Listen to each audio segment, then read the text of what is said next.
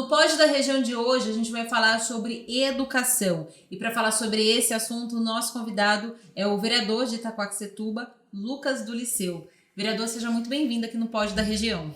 Olá, Sandra. Olá, JP. Olá, Christian. Olá a todos que estão nos assistindo. Prazer, viu, receber esse convite. Fiquei muito feliz mesmo. E estamos aí para conversar.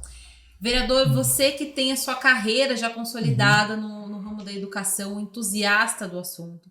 A gente, infelizmente, acabou recebendo notícias aí de mais uma tragédia, né? Que foi uma morte provocada por aluno numa escola de Sapopemba, aqui na Zona Leste de São Paulo, e que provoca novamente essa discussão em relação à segurança nas escolas, né? Como é que você vê essa problemática? A gente aqui também, na nossa região, a gente teve um caso que teve uma conotação aí nacional, que foi o caso do Raul Brasil, né? Como é que você vê essas notícias quando acontecem, infelizmente, essas tragédias? Sandra, com muita tristeza. Nós estamos hoje fazendo das escolas um ambiente de terror, né? Isso é o contrário do que a gente espera de uma escola, que seja um ambiente acolhedor, de desenvolvimento, de crescimento.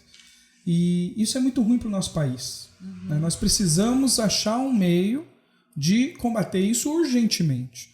Ontem, na sessão da Câmara dos Vereadores lá de Itaquá, até levantei a questão, fiz várias indicações para o prefeito, várias indicações para o governo federal e estadual, porque nós precisamos tomar medidas graves e urgentes. Não dá mais para esperar, porque a tendência disso é uma continuidade e aumento desses casos. Né? Então, eu acho que hoje toda a comunidade escolar está em perigo e nós precisamos dar atenção. Né? Eu trabalho com escola desde sempre e o que a gente vê no dia a dia, até esses dias eu estava como secretário de Educação em Itaquá e lá a gente atendia 42 mil crianças. E meu filho começou na escola esse ano. Então ontem, quando eu falava na Câmara dos Vereadores e defendia essa importância da educação, de priorizar a educação, eu lembro do meu filho que começou a estudar agora, e ele vai enfrentar isso durante toda a sua vida escolar. Né? Hoje, e assim, você tem filho, Sandra? Tenho duas. Duas? Duas meninas? Como é que são o nome dela? Rafaela e Mariana. Rafaela e Mariana. Eu te falo, se você fechar o olho, Sandra, você já pensa onde elas estão, e lá você sabe que está seu tesouro. Seu tesouro maior está com elas. Você faz o que precisar para defender elas e você sabe que a coisa mais preciosa está ali. Mais preciosa do que o que você tem no banco, que tem o vigia. Mais preciosa do que a sua casa, seu carro que tem seguro, tem vigia, tem rastreamento. E nas escolas, onde está nosso verdadeiro bem mais precioso, a gente está faltando com essa atenção. Então hoje é necessário políticas públicas mesmo. E o enfrentamento dessa questão com mais seriedade. Né? Hoje eu penso assim, são várias fases de um problema muito amplo. Né? Nós erramos como comunidade, como todos. Né? Então tem a questão da segurança, tem falha, a questão escolar existe falha, na questão familiar existe falha, né? Na questão, se você quiser até incluir a questão religiosa, né? A ausência de Deus aí nas comunidades, também é um problema. Só que eu acredito que nós precisamos dividir esse problema em algumas fases. E nessa primeira fase, nesse momento que a coisa está acontecendo e a gente não está entendendo muito bem o que está acontecendo, a gente tem que pensar igual esses ataques em escolas, igual qualquer país ou qualquer cidade pensa com ataques terroristas. Né? Então, nós precisamos criar uma linha para trabalhar isso. Uma linha de inteligência, primeiro, uma rede de inteligência. Então, eu defendo muito que toda escola tem que ter uma psicóloga. Na minha escola, eu tenho uma escola, o Colégio Itaquá, o Colégio Náutico Mogiano, nós temos uma psicóloga fixa, já faz 5 anos, que tem uma psicóloga fixa para atendimento da comunidade escolar. E é da comunidade escolar, não são só dos estudantes. É do pai, do professor, de todos que estão envolvidos ali com a comunidade. Por quê? Hoje, as famílias, infelizmente, não têm aquele tempo para ficar com a criança, com o jovem. O psicólogo, ele consegue ouvir. E se ele não consegue ninguém para conversar em casa, não consegue ter um acesso a um psicólogo fora da escola, né? Convênio sempre difícil, serviço público sempre complicado, na escola ele tem. Porque às vezes o trabalho tem que ser feito conjunto, né? Sim, e aí esse psicólogo consegue fazer o contato com essa rede de proteção das escolas que precisam ser criadas, né? E aí, então, na parte intelectual e de relacionamento, o psicólogo, o assistente social, ele pode fazer esse trabalho. Nas escolas, nós precisamos urgentemente colocar vigias, né? Ou, pelo menos, porteiros treinados com sistema de segurança. O que é isso, né? Botão de pânico. Botão de pânico em qualquer...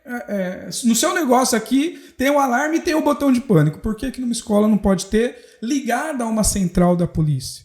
Ligado a uma central da GCM no município, ligado a toda essa rede, para que o porteiro, que, tá bom, não dá para colocar um guarda ou um policial em cada escola, mas um porteiro treinado para saber como administrar essa situação dá. E com a rede de contato, a gente consegue fazer uma blindagem disso, né? E a outra, que são projetos que eu coloquei lá em Itaquá, né? Semana de combate ao bullying, trabalho de combate ao bullying constante nas escolas, né? Acompanhamento de próximo dos alunos. O que eu vejo lá dentro da escola, né? O que eu consigo enxergar dessas situações? Dificilmente vai ser uma coisa aleatória. Geralmente é uma coisa construída muito lentamente na cabeça daquele aluno, na cabeça da comunidade escolar, e dá para perceber isso se a gente estiver próximo do aluno. Então, toda essa parte... Só que, assim, não dá para jogar isso no professor, Sim. que já está ali com suas atribuições, todas com vários outros pontos de atenção ali, outras demandas para ele. Então, hoje, nós precisamos aumentar o efetivo, né? Então, investir em educação, investir em psicólogos, investir em vigias, investir em mais profissionais da área da segurança para que possam dar atenção para essas escolas, né? Antigamente a gente tinha um medo da droga na escola, né? E mesmo assim a gente não combateu há tanto tempo. Bullying, a gente fala há 20 anos disso, e está em pauta, está sendo falado. Racismo, né? Nos dias de hoje a gente ainda está reforçando o racismo. Então nós precisamos de uma política constante. E aí entra a prioridade da educação, que essa eu acho que é o ponto principal, né? A gente sabe que, sei lá, esses problemas que são complexos, eles não são solucionados rapidamente, né? E talvez a educação não é a solução final para eles todos, mas vai passar pela educação a solução. Ou na formação dos jovens, ou na formação do professor, ou na formação de todos. É a educação que vai nos salvar desse problema que ela está enfrentando hoje. Você tocou num assunto que você fez essa proposta aí da semana anti-bullying, né? E aí a gente toca num assunto que você, pai, eu, mãe, e que é muito importante quando a gente fala da autoestima dos nossos filhos, né? Sim. E aí quando você leva isso para uma esfera de você ver a questão do bullying, que embora seja muito debatida, culturalmente ela foi desprezada por muito tempo. Olha, quando você via falas assim, olha, mas na minha época, eu também me chamavam isso. E eu não ligava, olha onde eu estou, eu superei isso, não me afetou em nada, uma geração mimimi. E na verdade a gente sabe isso que... Isso é uma mentira. Não isso é uma isso, mentira. Né? Isso, infelizmente, é aquela coisa que cai no popular e aí você toma como verdade. Infelizmente, hoje, com a internet, com a pós-verdade, né, a gente tem que fugir dessa área comum, porque realmente hoje nossos jovens estão se mutilando, estão se suicidando, por questões assim que antigamente talvez não tinha essa notoriedade, porque as redes sociais, os casos isolados, não apareciam tanto. Você via, existia o Jornal Nacional que passava notícia do Brasil inteiro. Hoje, filtrado, com as redes sociais e com os canais de notícia, igual o seu aqui, a informação chega. Né? Então, os casos antigamente aconteciam da mesma forma. Só que hoje a gente está, de verdade, destratando nossos jovens, destratando nossas crianças. Hoje a gente esquece que é ali que está o futuro das coisas. Né? Não vai existir um país melhor, não vai existir uma cidade melhor se não tiver uma população melhor. E a população melhor é exatamente isso que a gente está conversando aqui. A pessoa mais velha, a pessoa que tem aquela experiência maior, já toma como verdade aquilo que ela aprendeu lá atrás. Então, há 50 anos, há 40 anos. Hoje é uma outra realidade, são outras gerações, é um mundo diferente Quem nasceu depois da invenção do celular e do smartphone é outra pessoa. Quem nasceu depois da invenção da internet é outra pessoa. E não dá para a gente continuar respondendo da mesma forma. Hoje sim, nós precisamos dar uma atenção especial. Hoje os casos das deficiências múltiplas, aí, os transtornos também, seja autista, seja um aspecto que poucas pessoas têm falado, mas que nesses casos suscita, né, que é o TOD. Você pega ali, a criança, ela tem aquela já vontade e precisa ser trabalhada. Então, o psicólogo, a atenção, o carinho e principalmente a atenção com a educação. Né? Eu falo muito, você falou aí no começo, entusiasmo da educação, mas eu te falo, Sandra, se a gente não parar de vez como um país, e aí eu levo até mais longe, né? Não falo aqui só como cidade, que tem que ser também, mas como país e priorizar a educação, eu tenho muita preocupação com o nosso futuro. Porque hoje a gente já vê o reflexo da falta de educação dos últimos anos e das últimas décadas. E a gente vai colher coisas piores, porque não estou vendo essa prioridade para o avanço da atenção com a educação.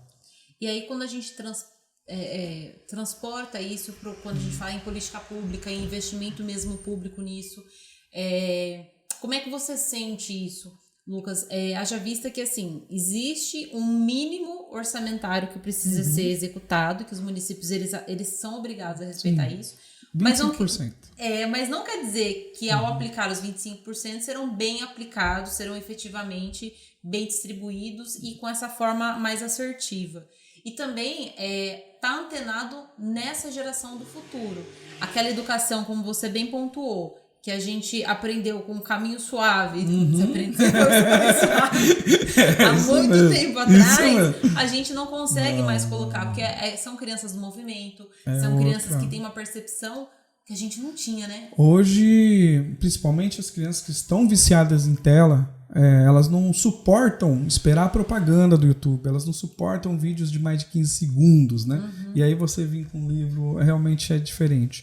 O que a gente tem que entender é isso, né? Que os tempos mudaram, né? A educação que antigamente a gente focou muito, e o governo ainda foca hoje ainda muito em matemática, português, e tentando ali levar o aluno para o vestibular, a gente já viu que mudou, né? Hoje a educação tem que ser mais ampla, né? Por isso que as disciplinas socioemocionais estão em pauta, só que infelizmente nas escolas privadas, né? Educação financeira, não tem você vai numa escola privada, tem lá educação financeira.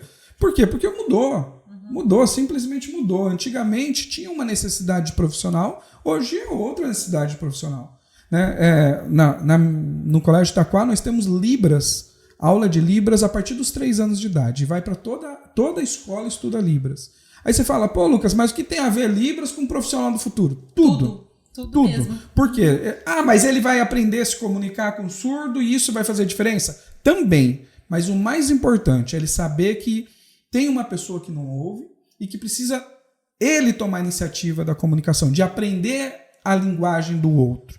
Entender que aquela pessoa precisa de uma atenção diferente, precisa de um esforço a mais. Então, você aprende ali cidadania, você aprende essa questão da emocional, de tratar as outras pessoas de uma forma positiva. Aí você fala, pô, mas isso é muito para colocar numa rede pública? Não é, porque o investimento é o mesmo. A diferença é a atenção naquilo que vai fazer sentido para o jovem e para o futuro adulto e o que não faz mais sentido hoje para a criança e para o jovem. Tem uma outra discussão também importante que eu queria te ouvir, já que você está ligado à educação e profissionalização.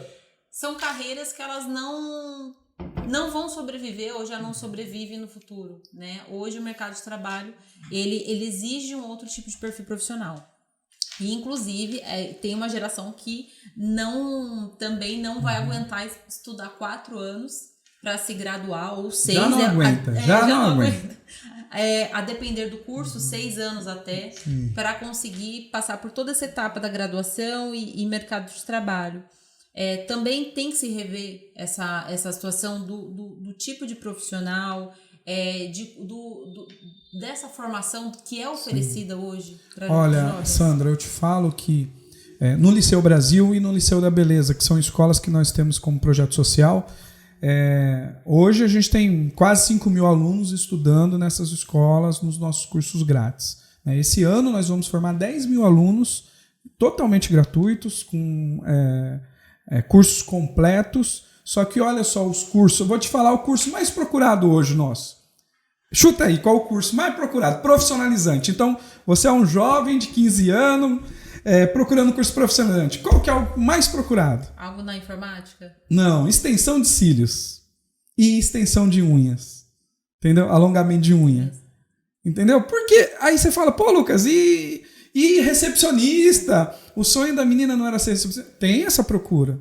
Mas hoje as meninas sabem que a área da beleza é uma das áreas que mais empregam. Né? Então é um dos cursos mais procurados nossos. Outros cursos que entram, que a gente não tá. Marketing digital. Marketing digital, o cara tem emprego na hora, igual a pessoa que é da área da beleza. Esses cursos, eles são muito mais atuais e são num formato diferente. Você não vai pegar a apostila e vai ficar lendo a apostila e fazendo exercício. É prático, é ali, ó, vamos fazer. Outro gap que a gente tem é nos cursos técnicos. Hoje a gente tem uma faculdade que atende um tipo de profissional, mas nós temos uma maioria de cargos gerenciais, cargos de diretoria, cargos de supervisão que não são preenchidos no Brasil, e hoje você pode perguntar para qualquer empresário. Você pergunta assim, ó, você consegue uma mão de obra qualificada? Você vai falar, nem a pau. Aí você pergunta para os que estão desempregados, você consegue emprego? Nem a pau. Então, o que está acontecendo? Porque tem muitas vagas, tem demais. Só que são vagas que precisam de alguma qualificação. E as pessoas, infelizmente, saem da escola, saem dos cursos, sem essa prática de mercado, sem essa capacidade de ser incluída no mercado. Então, hoje, toda a educação nossa, depois da invenção da internet, está sendo revista. Só que em algumas escolas um pouco mais rápido, em alguns segmentos muito mais rápido. Eu te falo o segmento de programação. Né? Hoje um jovem que faz programação, ele inicia a carreira ganhando R$4.000. Sim. E ele tem 17 anos, às vezes 16, nem terminou a faculdade, já está ganhando isso. Né? E um arquiteto, muitas vezes, um engenheiro que faz uma faculdade completa, não consegue ganhar esse valor, porque são áreas diferentes. Então, o mundo tem mudado, né? E aí a gente junta tudo isso. Junta o bullying, junta a violência, junta o mercado de trabalho. E hoje a gente tem uma crise que as políticas públicas não estão enxergando isso, ou elas andam muito devagar, ou querem andar devagar porque beneficia um grupo ou outro, ou uma situação ou outra. E a gente tem um mundo andando muito rápido. E essas instituições públicas estão muito atrasadas. Muito, mas é muito. Eu te falo, eu sou vereador, eu vejo lá de dentro, vejo os outros órgãos públicos e as outras instâncias do poder público e te falo, eles estão num ritmo e o mundo está em outro. É verdade. Falando agora, vamos mudar um pouquinho de assunto, vamos falar um pouquinho de política.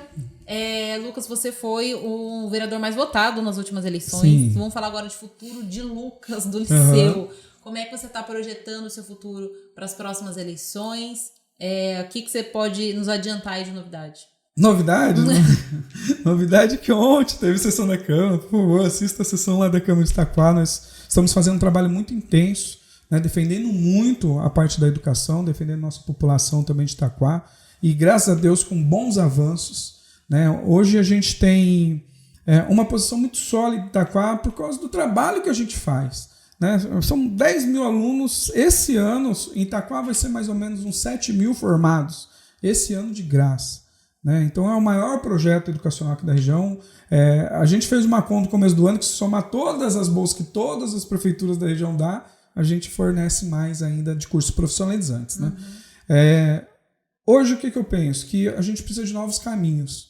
Não só Itaquá, Suzano, Mogi, Brasil, nós precisamos de achar esses caminhos. Né? Então eu tenho estudado muito isso, mas minha preocupação maior está sendo em ser o melhor vereador que eu posso ser ali em Itaquá e atender as pessoas. Para o futuro eu ainda estou pensando. Né? Tem muita gente que fala, Lucas, com a sua votação de deputado, né? Foram 37 mil votos. Só em Itaquá, a gente foi o mais votado em Itaquá, né? 31 mil votos lá em Itaquá. Basicamente, né, a votação minha ali, tudo Itaquá. E fala, não, com essa votação você já estaria no segundo turno para prefeito, né? Então, eu falo, não, gente, calma que eu acho que não está no tempo ainda, né? Eu acho que a gente ainda tem esse ano para trabalhar, continuar mostrando esse serviço. E o ano que vem, quando chegar mais próximo da campanha política, que graças a Deus eu não paro, né, o nosso trabalho. Diferente dos políticos que aparecem de 4 anos, a gente... sei lá, é que na verdade eu nem vejo como política, né? Eu vejo como meu trabalho, minha vocação mesmo.